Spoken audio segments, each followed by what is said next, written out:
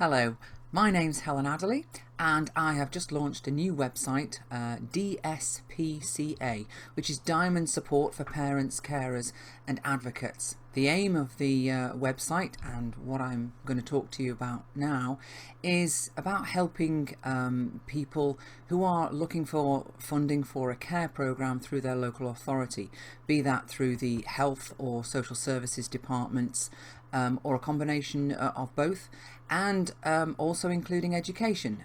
What I'm going to say and talk to you about is related to all of those. My particular experience is in relation to autism and challenging behaviour. I have 3 sons. The middle one was diagnosed with autism at the age of 3. He had subsequent further diagnoses for different issues which added into the problems that he was already suffering from. But ultimately his difficulties relate to communication and challenging behaviour. Everything else comes from there. That doesn't mean to say that what I'm going to talk about doesn't apply to other people with different disabilities, because essentially what I found over the last 17 years, my son is now 20 years old and has just transitioned into adult services. What I'm going to say relates to all sorts of individuals with additional needs, whatever they may be.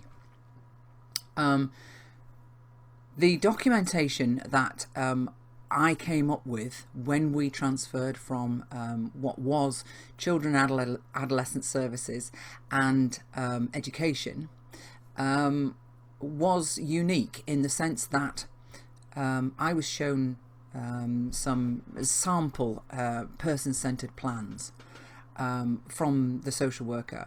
And the problem with being shown a sample is that the tendency is for you to fill in the blanks on a sample, but to leave the actual structure of the document as it is. I believe that each person-centred plan should be individual to that person. That's the whole point of it. And so what I have produced are templates, so that you can your mind, if you like, is directed to asking yourself the right sort of questions. What am I trying to achieve? What are the main goals of the care plan that we're seeking? How are we going to make that happen? What's it going to look like from day to day?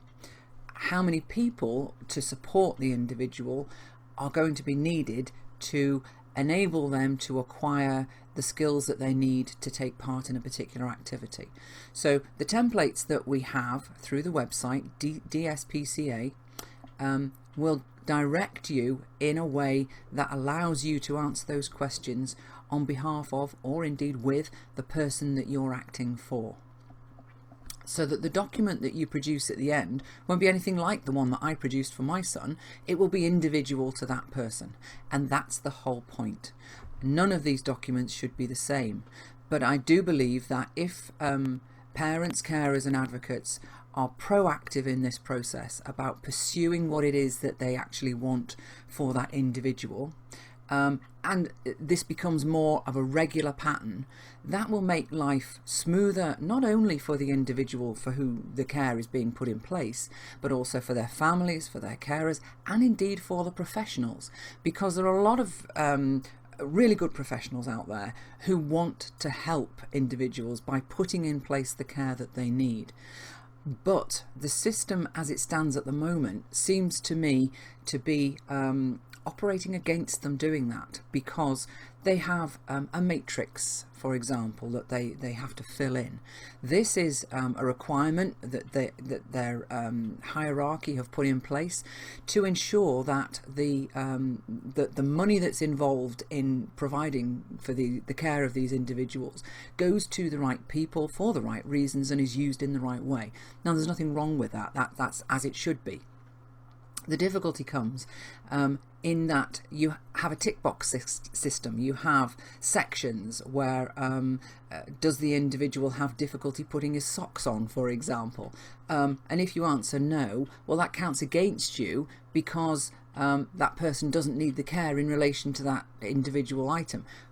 But it doesn't allow you to alter the form in order to say, no, he doesn't need that, but he does need this.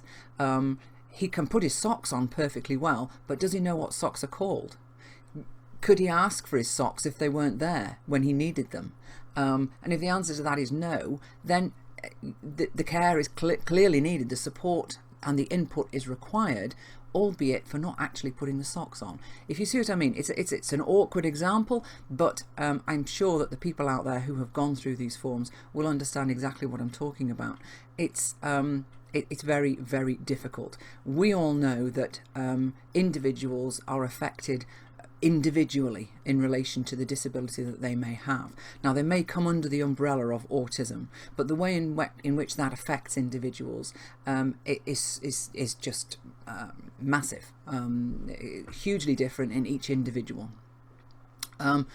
Which is why what I've done is I've tried to obviously produce a person-centered plan, a care plan for my son, which is specific to him, but with a view to thinking, well, if I was somebody else and I had I was helping an individual with another issue, how would I address that within this context?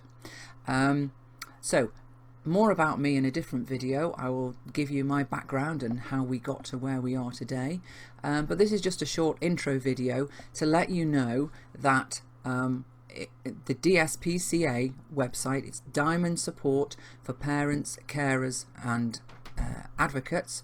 So if you type in www.diamondspca.com, that will take you to the website, and you can see there samples of the documents that I'm talking about and the type of help that we'll be offering through that website. If you have any queries, please contact us through the contact page, and we'll get back to you. So if you are either in the process of applying for a care package, you are looking to prepare a person-centered plan, a behavioural support plan, any kind of documentation which brings together what an individual needs and sets it out, then DiamondSPCA.com is what you need. Thanks very much.